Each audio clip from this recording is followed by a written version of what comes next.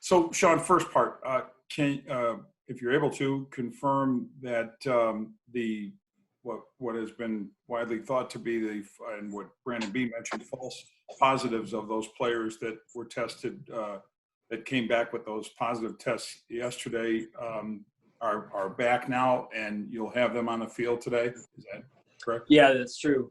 They all tested negative, and they'll be back on the field. They were in this morning already and getting ready to roll here. Okay. And then second part is how you, as a coach, dealt with what would appear to be a pretty significant disruption in your daily camp routine, what you did to deal with that. And the second part of that is keeping your players sort of confident, I guess, and trusting in how this system is working, that it's the only way that it can really operate, right? Is everybody's got to believe in it. And you have something like that happen, I would think would raise some doubts perhaps. And you as a coach, how do you keep everybody on track? Yeah, valid question. So, yesterday morning it started early. It really started the night before a little bit, just some of the information we were getting. Sometimes these tests come back at kind of different times. And so I thought Nate and Brandon did a great job, as well as our staff did a great job of communicating. And when the information was flowing in, we had to obviously, make some decisions. And I think, and I'll get into that a little bit more detail for you, Vic. The biggest thing as we sit here now today is I think I give the players and the staff a lot of credit. They were very positive with their approach, and they went out and were resilient in terms of their mindset yesterday. And so, this what appeared to be a potential very negative situation on the surface, the way we handled it, the way our players handled it in particular, to me was a positive in terms of a growth opportunity for us as a team, and an opportunity for us to move forward as a team, to look at guys that we would have not had the chance to look at in certain other situations, to have the chance to look and have Matt take the reins. This could happen during the season. So to have Matt take the reins on short notice in particular was a great opportunity for our football team. And then in addition to that, as we sit here today, you're able to build trust through these experiences now, these shared experiences where our players, and they were concerned, as was I, as was Brandon and Nate, that once we had the information, we were able to put a plan in place to go out and practice safely. And through that, as we again sit here this morning, you're saying, hey, we've built hopefully some trust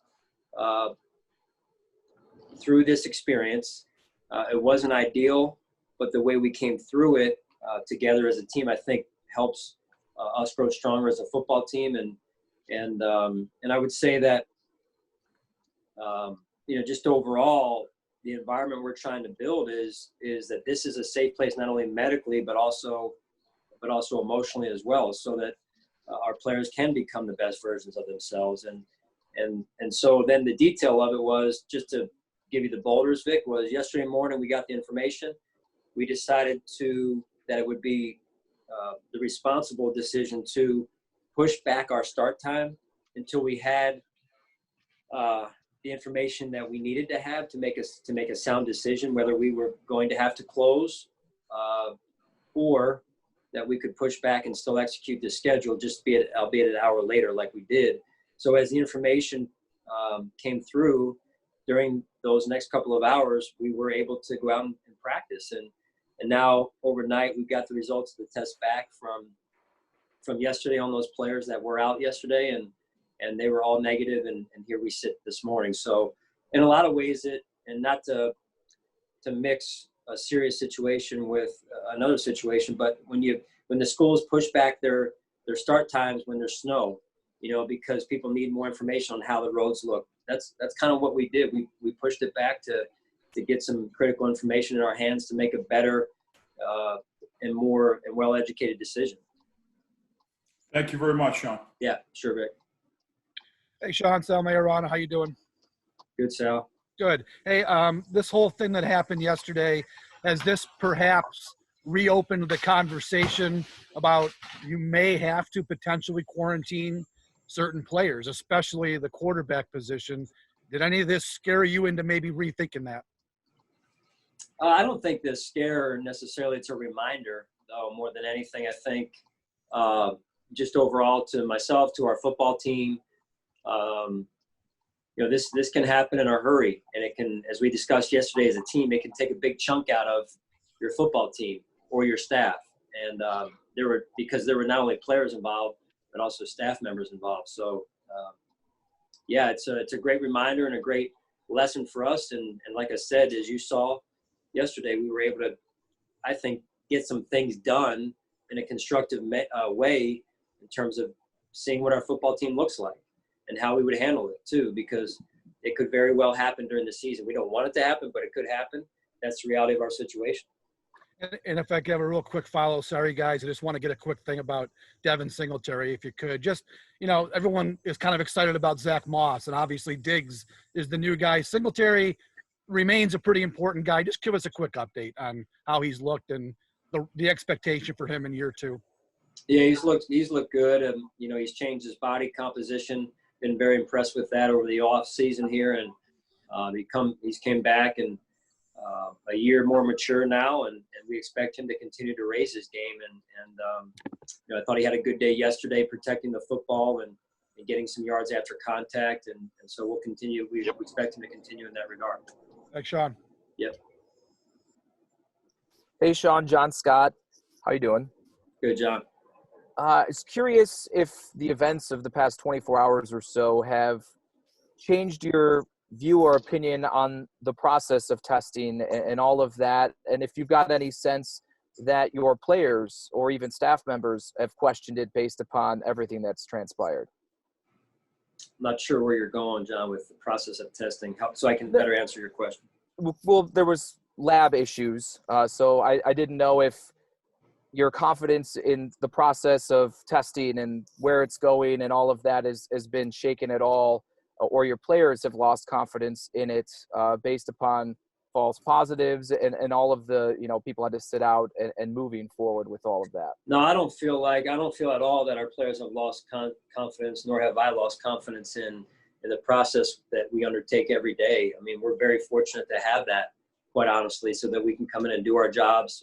Very appreciative of that. And the reality of the situation is yesterday, it wasn't good enough. And I don't think it takes a genius to say that or to know that. I mean, it wasn't good enough. Obviously, we were able to get through it. And I think the NFL is going to learn and the labs are going to learn how to do it better. And I'm confident in that. I'm confident in the leadership at both spots there. And but look, if this is it turned out to be a positive. That's, I think, honestly, how you have to look at it. We found a way to work with it and work through it. And I think for our football team, that's the key. And there'll be more challenges, whether it's related to lab testing or other things that go on. That's how seasons work. That's how the journey is. And the teams that can persevere through those moments and grow closer and stick together are the teams that are going to give themselves the best chance to win. Thanks. Yep.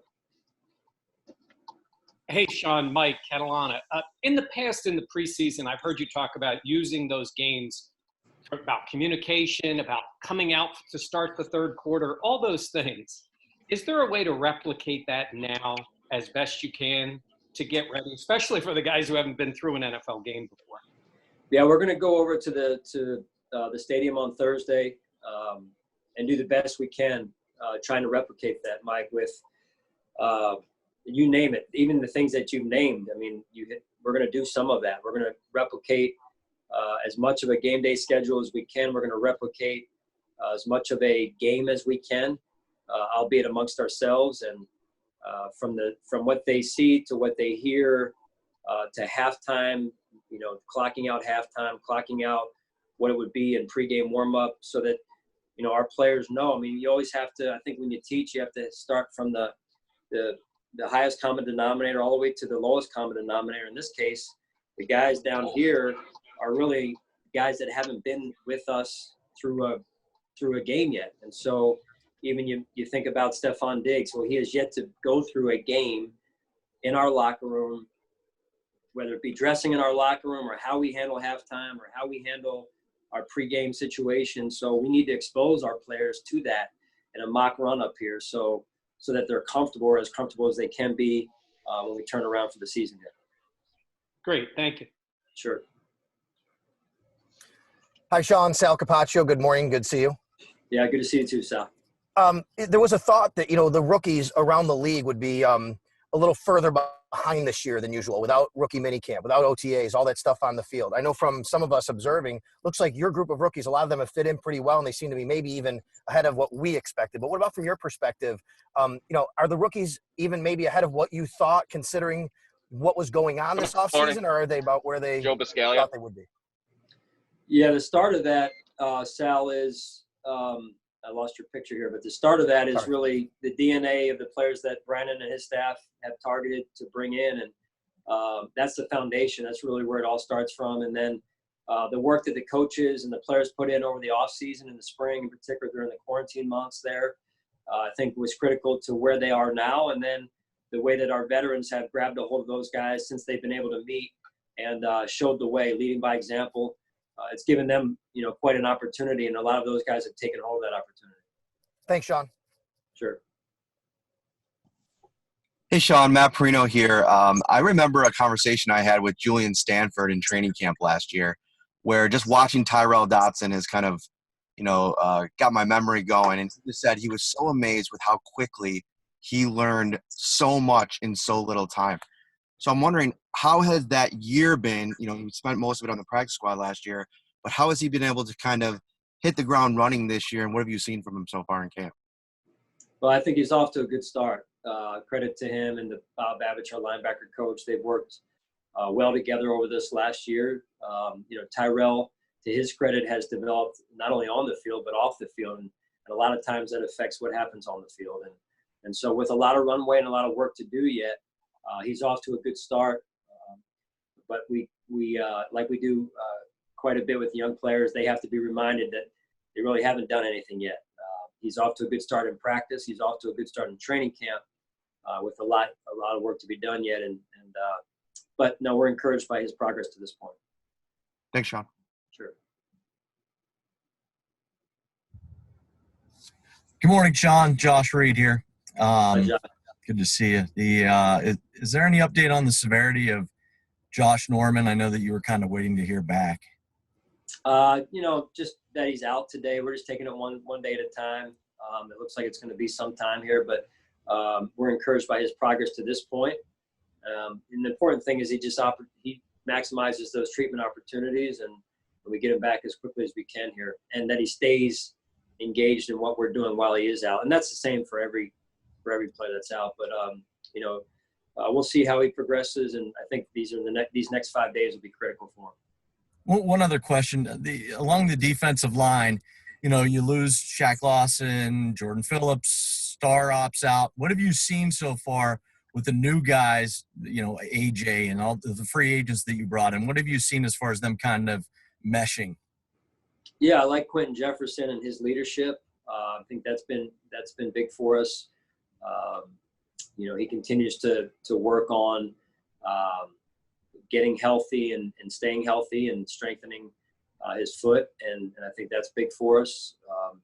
Getting Ed back on the field has been good for us over the last day here now, and so now it's got to all come together. I mean, we're really we're in the home stretch this next week, obviously, with what we've got to do and the steps we have to take as a team to get ourselves ready to go. So as you've heard me say before, and you're only as strong as your lines, and both offense and defensive line in this case. So we expect a lot from those guys. Thanks. Have a good day. You too, Jeff. Hey, Sean, good morning. You're kind of going off of Josh's question about the defensive line. Harrison Phillips told us something the other day that everybody on this line is a pass rusher, or it might have been Mario Addison that said it. But especially after putting up, I think, middle of the pack sack numbers last year, how important was it to continue to add pass rushers to this unit for you and Brandon this offseason? Yeah. No, I think it's a mentality more than anything. And it's you get what you coach, right? You get what you emphasize, as we say as coaches, and so it's a mentality that Coach Washington has put into place here, and a mindset that our guys, we have to stop the run, but also we got to be able to affect the quarterback. And it's not always sacks, but affecting the quarterback. And we had opportunities last year where we were in position, but we didn't finish. And those can be difference-making type plays. So we got to continue to find 6 inches on every play, and that starts up front, and it's the ability to affect that quarterback.